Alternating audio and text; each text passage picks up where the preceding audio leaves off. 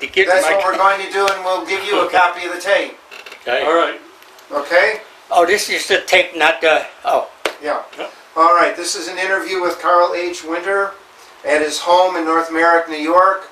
It is the 17th of July, 2003, approximately 2:30 p.m. Interviewers are Mike Russert and Wayne Clark. Could you give me your full name, date of birth, and place of birth, please? Carl Henry William Winter, March the 11th, 1917, Okay, where were you born? Brooklyn. All right. What was your education prior to going into the military? 2 years of high school and a year of a trade school, Jamaica Vocational Trade School. Okay. Now, did you enlist or were you drafted? No, I was drafted. You were drafted in October 1941. October 8th. Okay. Where did you go for your basic training and your induction, then your basic training? Well, it started out, I was supposed to go in the Navy as a volunteer. But when the number come up, we weren't at war, so they said you have to go where the Army wants you right now. So we went to Fort Dix, and I spent almost 3 weeks in Fort Dix while the rest of the guys that I went with were shipped out, and they went all the way down to Panama Canal. So that's where those guys went. I was still at Fort Dix until they decided what they're going to do with me, because we're not at war, and they said, now you got to be in the Army, right? So the thing was that you go along that way, and you have to follow what the Army tells you what to do. So I was held until they found out they needed two more men to make the quota to go down to Fort Bragg. They were going to ship me into the field artillery.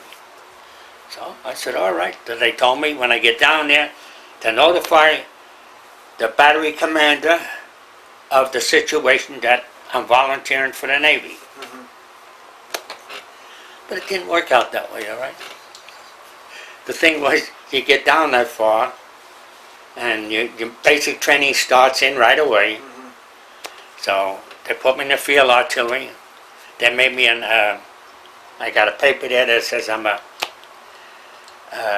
acting sergeant when they brought us all in. So the thing was, you have to follow the rules, what they tell you, everything to write up, So then they shipped me to the field artillery. After I had my basic training, they put me in the 60th Field Artillery. And I was assigned to B Battery of the 60th Field Artillery. It was a good group of guys.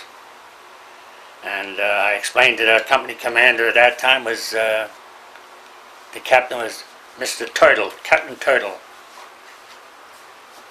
And from there on, I got along fine. Were your, what kind of guns did you use? Well, we had an old-fashioned 75 millimeter gun, French gun. Now, how was it carried from one place to another? Did you use motorized vehicles or horses? No. We used motorized vehicles. Okay, because someone we talked to went in, I think in 39, and they still were using horses. Oh no, but everything was starting to change when we were down there. But by the time we were there, we had 2.5 ton trucks, and they were the ones who were pulling the 75s. Then we got 105s. What kind of helmets did you have? Did you have the old? Yeah, we had the old-fashioned helmets first. Yeah. And your rifles, were you with? Oh, you had an 03s? 03. Had an 03. Yeah, at that time. Okay.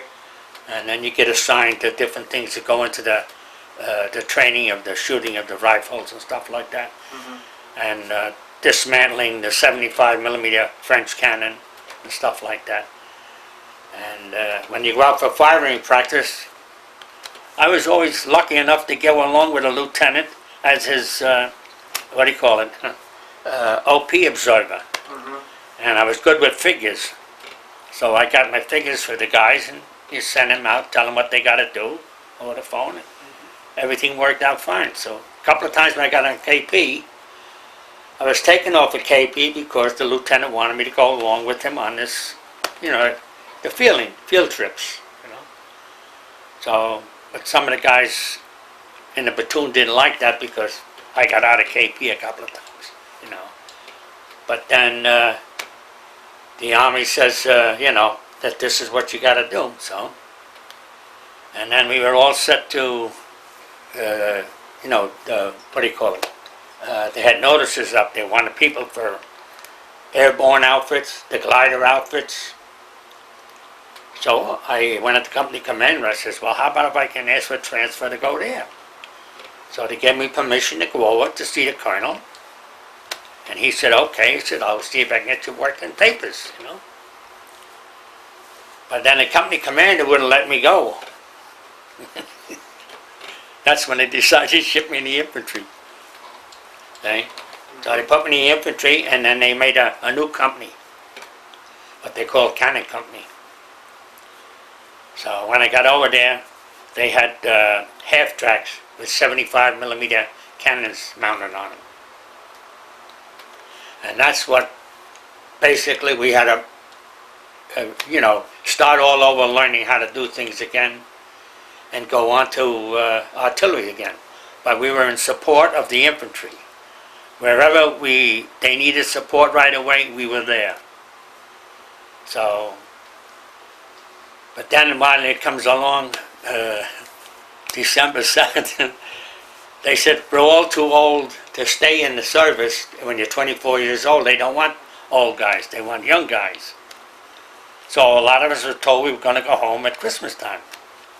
But when we got back to the barracks and found out that was December 7th, everything stopped. Now, where were you on December 7th?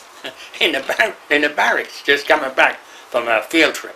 How did you hear about Pearl Harbor? On the radio in what would you call it?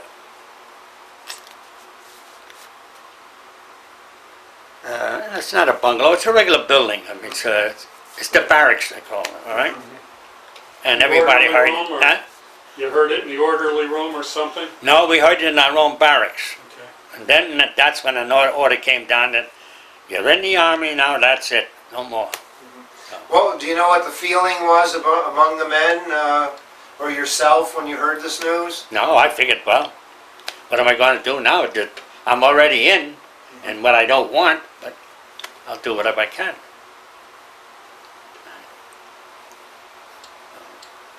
Okay. And that's the way it went. That's just, you know, you get along that way. So we did all right. We got all kind of trips going down to the Solomon Islands and Chesapeake Bay, doing up and down the ladders over the side of the boats and going ashore, doing everything like that, you know. All amphibious training. Now, what kind of landing craft did you use? The old Higgins boats that had the whaler bow? Yeah, right. We had the ones with the bow to pull out the cannon out and stuff like that. Or we had the personnel boats. Some of us was in. I got a list there of what boat I was in too, and there's an article on that. So we were in those boats and just whatever they wanted to do, you know. We got plenty of training. Even if we were in Chesapeake Bay, even if the ships were in a bay, we would stop. They would stop the ships, and we'd go up and down the ladders, you know, over the side and stuff like that. And then we go back to the barracks, and then we float them on rubber rafts. We put jeeps, seal them all up so they can float them across the water and everything like that. And that's the only way until we got orders to go overseas. Everybody else, one regiment went to England, the 39th went to England, the 47th stayed in the barracks, the 60th went out on board the ship, and when we were on board the ship, then the 47th regiment came after us. So we were two regiments were on the water already, and the other one was in England. So that's how they told us that we're going to go to Africa. But it was a little mix-up, like, you know, because it was kind of rough going across the ocean because a couple of submarines come up around us. Were you in a full convoy? Oh yeah, full convoy. Right? Convoy was hit a couple of times. Some of the ships were sunk going into the Mediterranean. The 39th lost a couple of boats going in, but they managed to get in. they got all the Higgins boats off and tried to get them to shore to go 160 miles. They all collapsed. They just fell apart. So, but the guys got all together because they have an article about some British captain come along with his escorter and picked them up and took them in anyhow. They landed in Algeria. The 47th landed in Casablanca, and we landed at Port Leone. Now, was your landing contested, or? Oh yeah, for 3 days. We lost quite a few men. In fact, I've got an article there also that after the battle was over, we went around and we had to take all the dead shells and stuff like that didn't go off and put them in a pile, and they're going to blow them up. So when the engineers came by to blow them up, they wouldn't blow up. They were all armor-piercing shells. So what the Navy did was they used up all their shells, armor-piercing shells, to shoot in, you know, to knock some of the buildings down. But it lost a lot of our guys because instead of we had HE, you would have been better off. But we managed to get it all, and then we were there. We did like guard duty up in Spanish-Morocco border. We were situated in a cork forest, and then Patton came ashore on Casablanca, and in his movie you see him with the Arabs in the parade at Rabat. And then we had Eisenhower, President Roosevelt and Churchill and Stalin. They were down there for a conference. We had my battalion was guard duty all around the whole thing while they had regular review for them. Did you get to see any of them personally? Oh no, just like from here to there, that's all. The only personal time I saw anybody was when we were in England. And you can look in that one book, that Matty's book. He's got a picture there of my platoon was on guard duty when Churchill and Eisenhower came through for an inspection. I happened to be sergeant of the guard at that time. So this is one of the things that comes up as it goes along, you know. No, it's a thing that we lost quite a few good men, but there's nothing that can be. Here's your goosebumps, all right? But the thing is, the group that I was with, my platoon, the guys were very good. We worked the system out of it, by ourselves, with our lieutenant and stuff like that. We never had any problems with the company otherwise. Anybody got in trouble, we try to fix it up amongst ourselves. Then we got all through that thing, got through the Sejanine. We went through the Sejanine Valley and sat down to Sonnet, and there's one fella that's attached to, he was in a company at one time, then he got attached to what they call goons, French goons. And there's a big article there, you can read it and see like it's called, they call him Molotov. He's got a beautiful write-up. He did everything unofficially. He was always AWOL, everything like that. But he was well liked by the men. And he was liked by the officers, but they had to punish him, for different things he did. But he always got away with it. So it's a big story. You can copy it that way if you want to. So I got the original copy when they had the ceremony for him when he got killed. So, we went through all that, went through the Battle of Magnassi, then we got into Bizerti, and then we came back to City Belabes, Foreign Legion post in the desert. And we were teaching the French some of our equipment, how to use it and stuff like that. So I worked with a bunch of Frenchmen. But they were good. They're very good. How long were you in Northern Africa? Well, let's see, from November 8th, 1942 until, when the hell did we go into Sicily? July Oh, 43, I think, something like that. I got it's on the discharge there. We made the change. We went into Sicily. We got into Palermo, and then we started across a mountain. That's another big story. I mean, we did things that were not according to books. All right. Well, what way weren't they according to the books? What did you do? Well, how do you get an object? Well, all through Africa, we learned how to do things, to follow orders the way they had planned it. Instead of fighting directly at the enemy, we used to go around them and cut them off and stuff like that. And this is what happened even in Sicily. They got a big article about the March of the Silent Men. So a whole battalion went through this one road.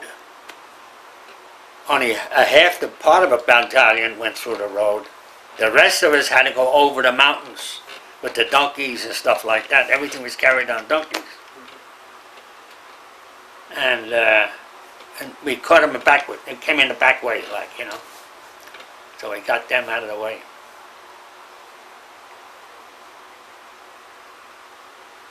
That's when Patton was there, and they said Truscott, how he got on the other side of the river. We were on the opposite side of him too, you know. So I mean, this is when I tell the kids at school, when they show a picture of Patton, you can say, well, here, this is what happened when Patton was there. The same way at Kasserine Pass. The 39th was at Kasserine Pass with the 1st Armored Division, and they were getting shellacked, and the Germans were making a breakthrough.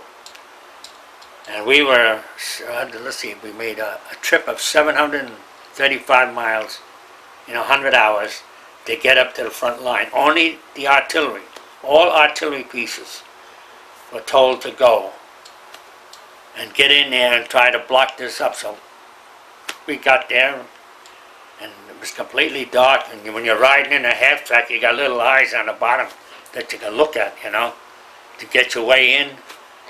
So when we got in there, we set everything up, and then when morning came, then all hell broke loose.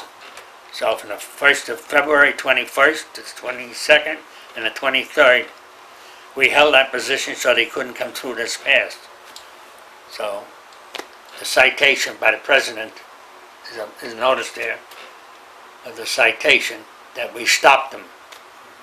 And little incidences like that, you know. They took one of my half-track driver and sent him on a 40-mile goose chase through the mountains to see how far the Germans retreated.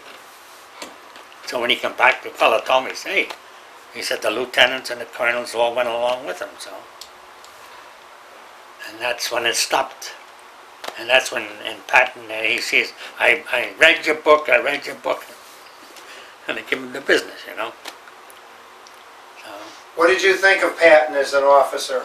he was very strict, I agree. You had to wear neckties and everything. Well, that's because when he first came in here, these guys were sloppy and everything like that, you know. I mean, at least I understand you have to be clean, presentable, all right? But a lot of guys didn't care no more because it was rough living in the sand. And today, the guys over there right now, they're finding out that they can't use their rifles and stuff like that with the sand. And they just cut short, you know.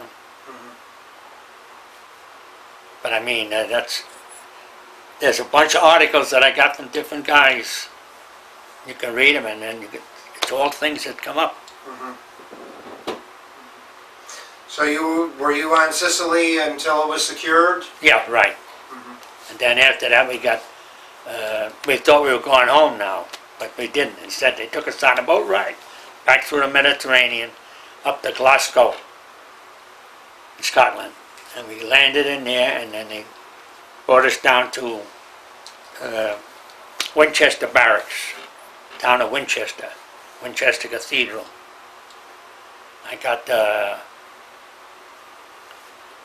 brochure that we had the church service there.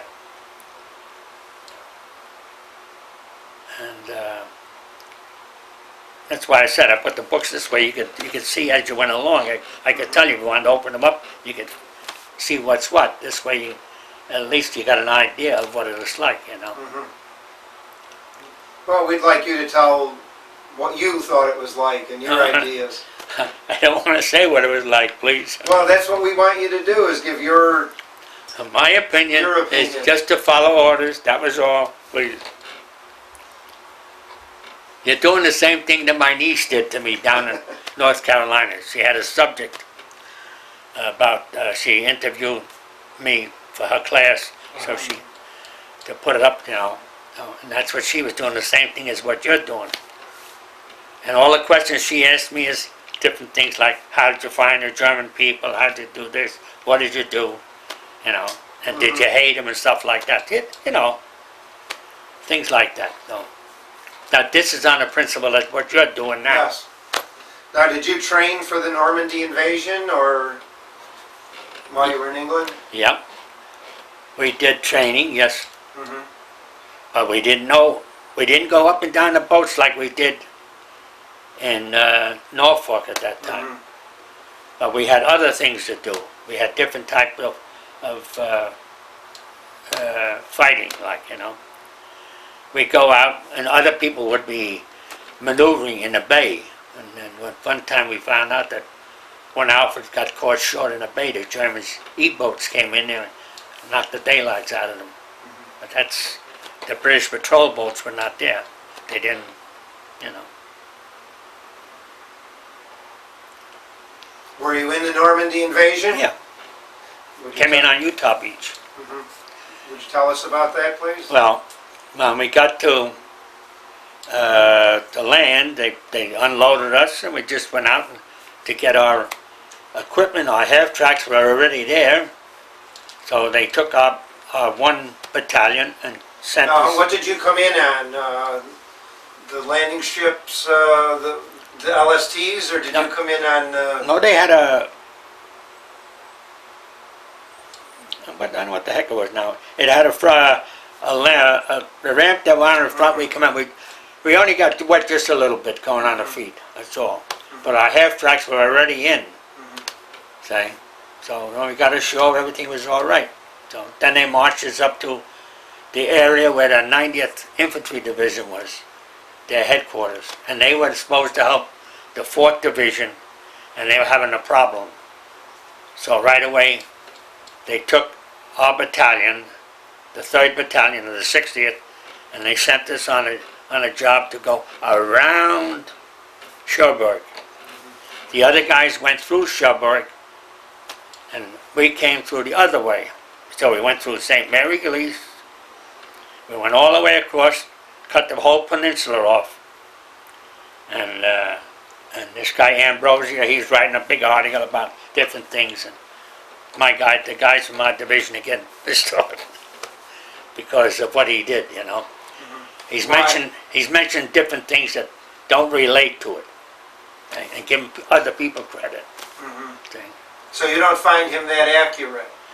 No, and I can show you a lot of comments. You know, I know there's one other veteran I talked to that he said he found Ambrose's books very inaccurate. Right. You know, Band of Brothers, I think they said they That's right, didn't because care for that. I came in there. We came in where the paratroop was, and where the gliders were, and then we had to go back to where the gliders were. We had to get any rubber boats that came in, of anything we could find. So we took all we could to get together and for the battalion to get moving. Did you have any trouble with the hedgerows in... Yeah, we had plenty of trouble, yes. How did you get through them, or what did you do, go around Around them? them. Uh-huh. We had to go around them because with our half-track we couldn't. You had to get your own ways through, so... Did you encounter any snipers? Oh, yeah. In fact, one of our lieutenants was up on OP. He got killed with a sniper. Lieutenant Shaughnessy. We lost a fellow by the name of Carroll and a fellow by the name of Parker with the snipers. Plus the shells, they caught the OP and they just blasted them away. So I mean, that was all the things. We went through all that, cut that thing, and then we got a break. And then we got a break when we stopped in an area where they had Lindsey Nelson, Ernie Pyle, and a bunch of newspaper guys. So Ernie Pyle wrote up an article, and they threw it out in the junk pile, like, you know. So I picked up the letter. I got the whole copy, the original copy. That he wrote? Yeah. You can see it. I mean, that's why I'm saying all these things, you have to see what it is. Then you'll understand what I'm driving at. So I took that letter and I sealed it up nice and put it underneath the seat in the half track and stored everything I could like that. And that's when we had a break. And then we got into Battle of St. Lo. We go up in the foxhole, get the foxholes, get all set up. And then they call off the first bombing raid. Then we had to go back. Then the next time we go forward again. And then the Air Force, the 8th Air Force dropped the bombs all on part of the 47th and part of the 9th Division and the 29th Division too. And the bombs were really coming down. And they killed a general by the name of Lieutenant McNair, Brigadier General. He wasn't supposed to be there, but he was up there watching how things were going. And my mother saved a newspaper clipping in the States of the deal, and it tells that my outfit was in that breakthrough at St. Lo. And she knew just where we were going, like, because sometimes she would tell me that if I was going to a certain place, she put a letter down, like, you know, in Germany. And she'd be pretty close because she thought I was going to go to Hamburg and up in Rostock, up in that area. But I didn't. I was going down south. So they went through all that. And then we got, that's when, hey, that's the part where you get a little scary. The 3rd Armored Division, after we made the breakthrough, the 3rd Armored Division took off 40 miles. Then they're running out of gasoline. So we're going and taking out the pockets, right? And as we're taking out the pockets, we get orders to any 3rd Armored tanker comes by, he needs gasoline, give him what you can spare. So here we are in foxholes and stuff, giving our gas away so these guys can keep on going. Because the 8th Ball Highway never caught up to us. Now what happened, we were saying, what's going to happen if we get caught short, you know? We're stuck.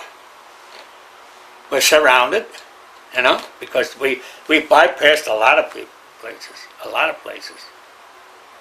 As we forget, the guys coming back of us would take care of the rest. You know?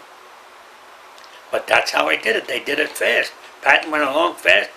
He wanted ground. He wanted to get up ahead. But that's a part you take a gamble. And it's a funny situation, I'll agree. Because it happened to us that at the one night we were in a town, or going into a town, and then the battalion, just the one battalion, we split up the groups, the line companies and the anti-tank companies and stuff like that. Took one side of the road, we took the other side of the road, and we bivouacked for the night. And during the night, the German troop column comes through, and the order passed down, don't shoot, because you'll only hit the guy across the road on you. That way he gets down to the very end, and then they opened up on him down there. And that's the time when you're really sweating it out, because you don't know what's going to happen, you know. Because all they have to do is find you. If they would have went off the side of the road a little bit, they would have saw us and everything like that. So we went all through that, then we went all through into Belgium, first troops in Belgium. Then we went into the Hurricane Forest, we went into the Ruhr Dam. We went into all the big battles there. Were you involved in the Ardennes? Yeah, Should you describe the Ardennes? we were stuck in the Ardennes. They wouldn't let us out. They had the engineers mine the roads all around us because they had too big a front with too little troops. All right. We were in the Hurricane Forest, and we were taken out of there by the 99th Division. All right. We were taken out to go towards Elsenborn and Munchau and go over to the Ruhr Dam to stop the Germans from blowing up the dam to flood the area. So what happens was that we get over there, then we were told to come back because they made a breakthrough where the 99th Division was. And that's where the breakthrough came because these guys were only brand new guys.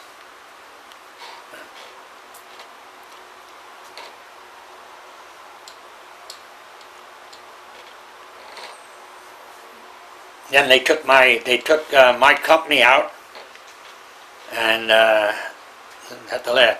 when Patton is making a speech to Eisenhower, praying for good weather and stuff like that, he already turned his outfit around to come back to the Battle of the Bulge. Well, what happens was, we were told, we went a roundabout way, we went all the way over to Luxembourg to get into the area where Patton was going. So when Patton was coming down the road, we were going down the road with him on both sides of the road. And then when we got up to where the airborne outfit was situated where they could be relieved, then we switched back into my area. But I only know from what my battalion did. Right? And that's how we, the 3rd Battalion, got all the way over there. The other 2 battalions stayed in defensive position around Elsenborn, St. Vith, Normandy. Right? And that's where we spent the winter in that area. Now, what kind of winter equipment did you have?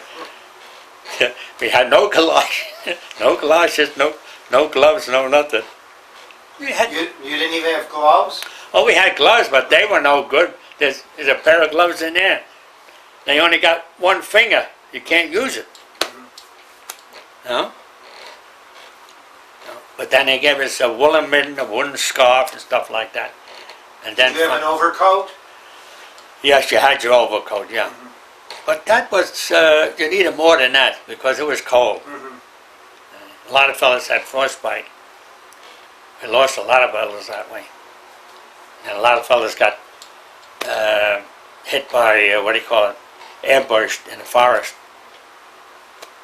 We lost one sergeant from my platoon. Bed check, we call it bed check Charlie, come around at night. They spotted us and they dropped the bombs. And he happened to be outside of his foxhole and he got hit. So, to this day I'm trying to even get in touch with him. He don't want to have nothing to do. So I don't even know how bad he was hit. A fellow by the name of Kisselberg. But a fellow from Ohio knows him. He goes to see him every once in a while. So this is how they work it. So we went through the whole thing, and then after that was all over, then we went through starting the fight again. Town after town, Eschenweiler, Westweiler, and all these little towns. And then we went into to take Cologne. And when we got to Cologne, we were ready to take it. And the 9th Armored got a hold of the Remagen Bridge. So we turned around. As soon as they got one part of a company with the 47th of our outfit across the bridge, we followed them across the bridge. So we were the second one across. But when we went across, we didn't go to the left. We went to the right. We were told to protect our flank because nobody was on that side of the river yet. So that's where I went. I went down to the town of Linz. So maybe 20 miles from the Remagen area. But we went through there, went across the bridge and everything. In fact, in one of the books, they took a picture of one of our half-track drivers. He set up a 50 caliber machine gun protecting the bridge because we had nothing there until, you know, building it up. He got his picture in the book there. So, a fellow by the name of Roger Hood. So, he's one of the platoon from my platoon. So, and then, you know, you hold off a couple of days here, a couple of days there, and then you get a break, and then you go ahead again. You know, whenever they need you, in you go. You know, they had what came across the Remagen Bridge. They brought part of the 99th and the 78th. They're two divisions that are just starting to have combat. Okay? And the 9th Armored couldn't get their tanks across because the bridge wouldn't support them. But we got across on the what do you call it, on the main bridge with our half track, so we got all our heavy equipment across. But there was a bunch of holes in the thing like that. And that's when I saw the Messerschmitt Me-262, the jet job. Boy, I said that plane really caused a lot of damage. But they shot it down. That's where they finally got it back. According, I saw a History Channel. They got a copy of it, and they're trying to find out how it works. You know. What did you think of it when you saw it go overhead? I said, boy, we ain't got nothing like that. They could have done a lot of damage. And the funny part was, we were in what they call the Hurricane Forest, and directly in front of us was where the V2s were coming out of Germany. They would take off and they come right across our area and head for England and Belgium and places like that. One dropped out in front this one time, and what a hole it made. You could put a 2.5-ton truck in it. That's how, you know, when a bomb went off at that thing. So I knew where it was. They knew where it was, and everything like that. At near the end of the war, I had a chance. I got an assignment. I got taken out of the line in my platoon. This is after we went through all the other crap now. But the thing is, before we got there, we had to go through what they call the Ruhr Pocket. That's where the 3rd Armored Division captured this, what do you call it, like a duck howl camp. Concentration camp, all right? And we went through there and saw everything was there. Then we had to keep on going. But then the 3rd Armored set up their, what do you call it, I guess, some kind of people that would photograph it. We had Eisenhower there, they had a bunch of big generals, but our job was to keep on going. So we kept on going. Okay? What was your reaction when you saw the concentration camps? That's unbelievable. And today people don't want to believe it. People won't believe it. You take out my 9th Division book, the main book, you'll see what they saw as exactly the way I saw it. All right? And I only saw it just passing it by. I got a chance to go by the ovens and saw the ovens and stuff like that, but I had to keep going. And then we kept on going until we met the Russians. When we met the Russians, then it was our job. The war was over. We had to keep the Germans on our side, and the Russians had to keep the Germans on their side. So, you know.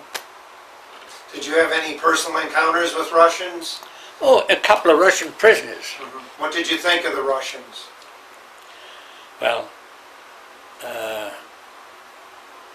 they're very heavy. They're muscular people, all right. But the thing is, there was a farm that I had to go investigate, all right. After the war was over, I was supposed to get all displaced persons back to a central unit, and the platoon was with me, going around picking up all the stuff that, like anything that was American and stuff, guns and stuff, we had to bring them back to an area. And all the people, a list of them, you know, write them all up and everything. And here was these Russian people. There's one of the cards, he's got his paper there and everything. And when they have something to eat, it's all on one table, in one pot. You know?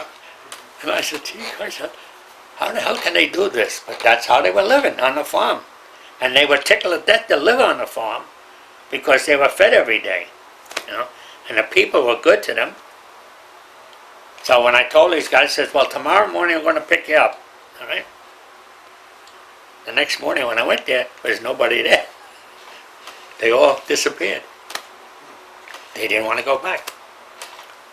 Some of them were like Mongolians, Russians, like a Chinese effect, you know. But that's how that worked. I mean, I got it in that same deal. I got a notice there where I was supposed to go with a lieutenant from another company, and we were supposed to go into this area and investigate this building. Well, it was up to my platoon leader and myself and dispersed the men around it. And we had to go into this place, and it's all underground. This factory, it had all ammunition and everything in it. And down at the very bottom of it, they were building these Messerschmitt, the 262. There's it right there on the platform that they had. So I saw that, and a lot of equipment that was there was American equipment from people from the States. They sent them their tool and die stuff. They had the guys' names on them from the States. Okay? So they had machine shop down there, everything. And they also had all kind of drapery. They all had all kind of historical equipment, paintings and stuff like that. Like a dumbbell, I didn't know this, you know, I had to write it all up and give it to the other lieutenant, okay? About 5 years after the war was over, Daily News come out with a big article on it. And I said, that's what I saw down there. Now what the hell's going on? Then I found out that some of the people were stealing their silverware. Some of the guys took some of the silverware home, and then the government got after them. Right? But we didn't touch any because I didn't know what was down there. And the only reason I got help, I got a picture of a bunch of Belgian people, fellas, that were working in these mines. I got a picture there with them with their names and everything on it. And you know, it's kind of funny to see this later on and say, this is what went on. We went down there, I don't know what was going to happen. They told me as I was going down there, and these guys were saying, you better have somebody knock this wall down because something's behind that wall, you know. So I just made the notations and sent it in, gave it to the other lieutenant that was in charge afterwards. But then I didn't know, but we had to have guards up on the top and guards on every floor. You know, we spread us all out. That's when I got stuck with the job of afterwards of being in the Army of Occupation. My guys went, the rest of the outfit went home by boat. I had to stay for the Army of Occupation. And that's when Westmoreland messes, he wanted to start a riding academy for the officers. So my job was to go around to all the farms and pick out the best horses they could use for the riding academy. Now this is William Westmoreland? Yeah, I got a picture. What was his rank at the time? Colonel. And he gave me the orders because this is the funny part of it. And this is how it worked out, you know. So we brought the horses back and everything and gave them to him. So he was going to hit, some of his men were going to take care of it, whatever they were going to do. But later on, when he was commander of West Point, we were all invited up for a parade, all right, and a meal at West Point.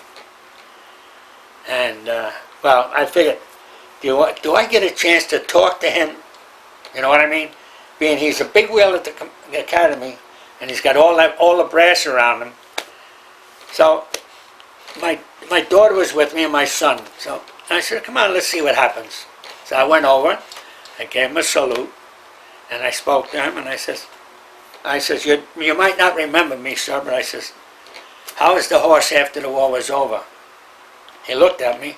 You mean the big black one? I says, yeah. So with that, my kids' ears go like this, you know.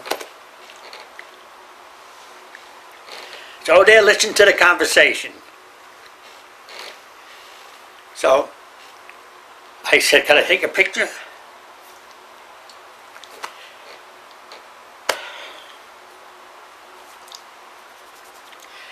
With my daughter. He said, everybody else is, wonder what's going on. So the funny part of the whole thing is, after we got talking and everything, had the picture taken, my daughter goes to school and she tells the teacher, I had my picture taken with a general at West Point. So the teacher called her a liar. See? So the kid comes home and I said, wait till I get the picture and then you can show it. Then the teacher apologized. See? But my son shook hands with the general. When he got home, he would wash his hands. But it turned out nice, though. I mean, but everybody else wanted what I had, why I was talking to him. I told the guys, it's nothing, it's just between me and Miss Wallen. I said, that's all. And you can see in the picture, some of the guys are all looking around. You know, they want to know what's going on. So, but it worked out fine. In fact, my daughter met him at the airport down in North Carolina where she works. So she spoke to him, you know. Whatever happened, I don't know. But it's just that at least she mentioned something to him. So, so it's just one of those things, how they're working out. So. But all that stuff is in there with all the different papers. Everything that's what I said is all there from every one of these guys, from Molotov, even who's ever in charge of the boats, landing crafts and stuff like that. How they changed it around, they made me a commander on it and stuff like that. Because I was on the ships coming over, my job was to be working with the Coast Guard on their anti-aircraft guns and the 3-inch guns that they had on board. And we were always on top of the deck. Everybody else was below deck. You know. So. When were you discharged? In August of '45. Now you received 2 Bronze Stars. Where did you receive those? To tell you the truth, I'm beginning to wonder, I think they're losing something up. Because I got 2 or 3 Bronze Star citations downstairs from different dates. I don't even know what they're for. The other one I got is one from the French government, because they gave me 1 medal for being in Africa and 1 medal for being in France. Right? And they sent me a diploma, and it's all signed. Do you want to hold these in front of you and tell us about them? Oh, that. Why don't you hold them up to the camera so Wayne can focus on them? Oh. You don't have to take them out of the case, just You- hold them up like that. Just hold the, if you could hold it up in front of you like this and then point out what they are. Well, this is all part of that. You got the 1 citation from June the 11th to the 17th on that 1 picture frame. That one. Yes. That one there. That's the citation. That's the citation for this one here. This one is the one they just sent me recently for D-Day. Okay. This one here is for Africa. And this one they gave us when they had the Normandy battleship over in Staten Island. I was supposed to go over there and collect it. Instead, they sent it to me. All right. And this is the one from the Belgian people, the Battle of the Bulge. Okay. And this is the Conspicuous Service Medal from New York State. So, okay. This is a citation. That, You got this already, correct? Yep. And why don't you tell us about your other medals? The tray you have there. now, now, this is before Pearl Harbor. This is good conduct. This is the ETO with 8 battle stars on it, 1 silver and 3 bronze, and an arrowhead for invasion. So, and this is the Atlantic Ocean Pacific medal. You're supposed to get a bar for that. And this is the Victory Medal. And this is for the Army of Occupation. And this is the 2 bronze stars. And this is the Belgium 40 Airport Medal. And then there's a ribbon, goes another one around there. That's your combat infantry badge up on the top? Yeah. Okay. And then you got the number of months that you're overseas. 36 months. Okay. And why don't you tell us a little bit about that photograph? Oh, well, that's when I came home. I got a phone call that my brother was going to get married when he got home. Now, which one are you? No, that's my brother here. I'm this guy here. Okay. Well, take a look at how I look and how he looks. And we both were in Africa, right?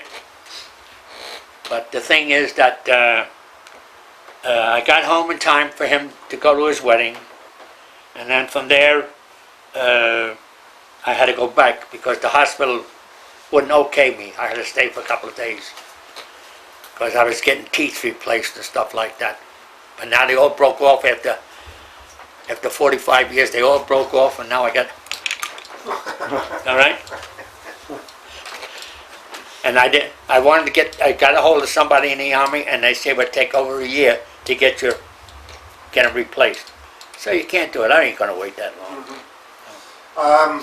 Did you ever use the GI Bill when you returned? No. 5220 Club. I had that for 2 weeks. Mm-hmm. I got the book on it yet too. That's all. Did you join any veterans organizations? Yeah, I got.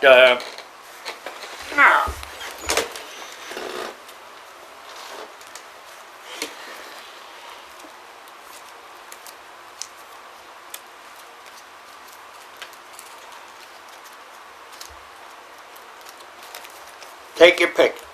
VFW, a life member. French Croix de Guerre, a life member. And 9th Division, a life member. And